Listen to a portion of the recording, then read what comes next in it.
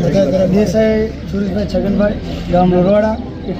અમારી સમસ્યા એ છે કે અમારે દૂધ અત્યારે બંધ થઈ ગયું છે, ડેરી બંધ કહેવાનો ઉપરથી જે આદેશ છે, એટલે અમારું દૂધ ચાલુ રહેવું જોઈએ એવી અમારી રજૂઆત છે.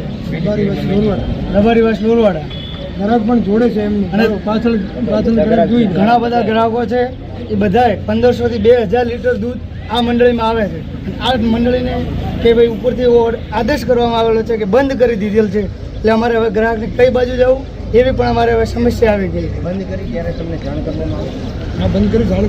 બંધ કરવામાં આવી હતી ત્યારે ગઈકાલે સાંજે જાણ કરવામાં આવી હતી કે ભાઈ દૂધ ન ભરતા, પણ હવે અમારે કઈ જગ્યાએ અમારે